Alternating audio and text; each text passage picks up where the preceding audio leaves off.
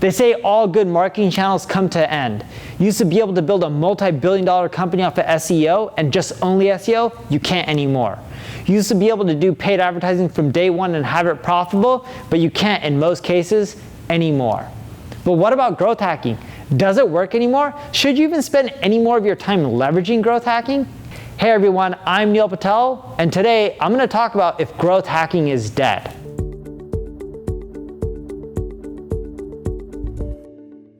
Before I get started, make sure you subscribe to this channel. That way, when I release more marketing information like this, you'll get notified.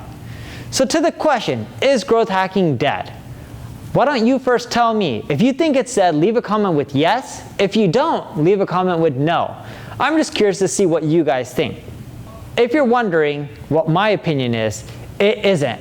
And the data is showing that growth hacking isn't dead. More so, it's just changed. What used to work doesn't work anymore. For example, Facebook grew through the referral system in which you would sign up for Facebook when they first came out, and they would leverage your address book and invite all your contacts to also join Facebook. That doesn't work anymore for Facebook or anyone who's trying to come into the social networking space. As I mentioned, most good channels, they start dying down. I mentioned this at the beginning of the video, but they still work. They just don't work as well as they used to. So with growth hacking, yes, you can leverage it, and it does still work. You just can't leverage the old school tactics that everyone else used to use to grow. For example, Dropbox grew because they said, hey, invite more people for more free space. That doesn't work as well as it used to because it's played out. You have to get more creative these days. The second thing you need to know about growth hacking is people need to love your product or service.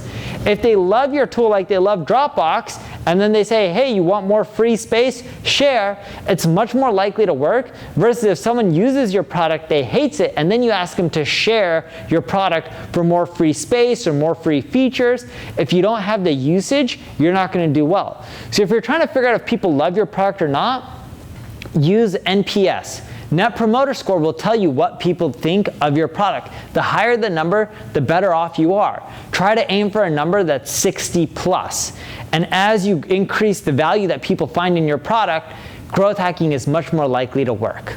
The third thing you need to know about growth hacking is you have to get more creative than ever. I talked a bit about this, but here's the thing. What worked in the past won't work today. And I'm going to share with you a growth hacking tactic that you're not leveraging today. When people go to your website, they may even go to your product pages, add it to a cart, but they don't check out. Or they go to your lead generation pages, they fill out some of their information, and they just don't complete it and submit that lead. For those people, I want you to create a video that explains what it would be like if they bought your product or your service, or if they became a lead, what the next steps would be. Take that video, do a remarketing campaign for YouTube and Facebook and showcase that video. Target only those people. You'll get a lot of them to come back to your site and convert into a lead and a customer. It works extremely well, but very few people are doing this. Everyone does basic remarketing campaigns, but when you mix it in with video and you do it the way I'm saying, you'll get a ton of conversions. The fourth thing you need to know about growth hacking is there's always new channels that are coming out there. For example, if Reddit's like, oh, we're going to release Reddit ads. Yeah, they already exist. Or Quora, they're like, we're going to release Quora ads. Quora ads have been around for a bit, but very few people are leveraging them.